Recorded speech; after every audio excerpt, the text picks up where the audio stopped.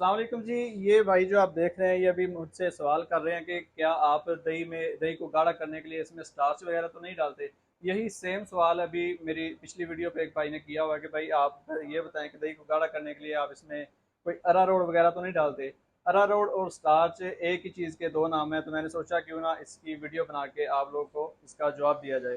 तो इसको चेक करने का एक छोटा सा तरीका भी होता है, जो लास्ट वीडियो में शायद मैंने आपको दिखाया भी हुआ है कि फूड अथॉरिटी वाले भी चेक करने के लिए वही तरीका इस्तेमाल करते हैं। तो आज हम उसी तरीके के साथ आपके सामने अपने दही को चेक करके दिखाएंगे। तो चलिए, ये मेरे पास इस बर्तन में हम थोड़ा सा दही लेंगे।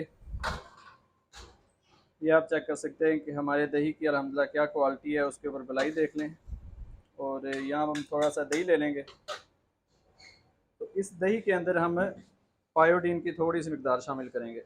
पायोडीन जो कि पहले ही मैंने मंगवा के रखा होता है। वैसे इसको एक्चुअली चेक करने का जो तरीका होता है, इसमें आयोडीन मिलाई जाती है, क्योंकि पायोडीन भी आप ये देख सकते हैं कि इसके ऊपर आयोडीन का सलूशन शामिल होता है। इस वजह से इसके साथ भी आप इसको चेक कर सकते हैं, क्योंकि आयोडीन अभी मार्केट से हमें मिला नहीं था।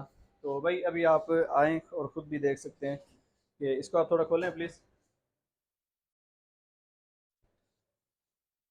इसको हम इसके अंदर डालेंगे तो इसका जो दही का कलर है वो हल्का सा जो है वो चेंज हो सकता है या पर्पलिश हो सकता है जी।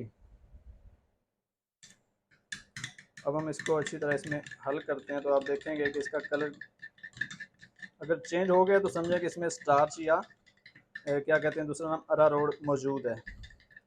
भाई आपने देख लिया है, इसमें थोड़ा और डाल के चेक कर दें। चलें बस,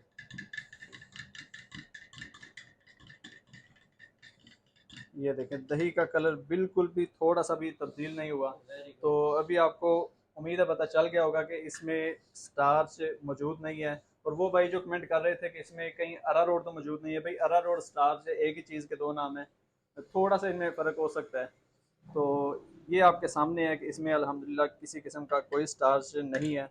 तो भाई आप वैसे बताएं कि आप हमसे रोज़ाना दही खरीदते हैं, बाकायदा काफ़ी देर से हमारे आप कस्टमर हैं, तो आपको ओवरऑल हमारा दही कैसा लगता है? नहीं, आपका दही तो बहुत अच्छा है। इनफैक्ट ये है कि हम कभी कभार बाहर से भी ले लेते हैं, यहाँ पर जब अवेल नहीं होता या कोई भी, तो हमें ऐसी दही नहीं मिलती।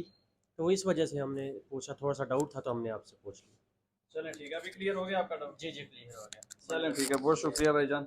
तो आपने भी देख लिया कि दही को चेक करने का जो तरीका है वो इस तरह से आप किसी भी दही को चेक कर सकते हैं कि इसमें स्टार्च या अरारोट वगैरह की मिलावट तो नहीं है।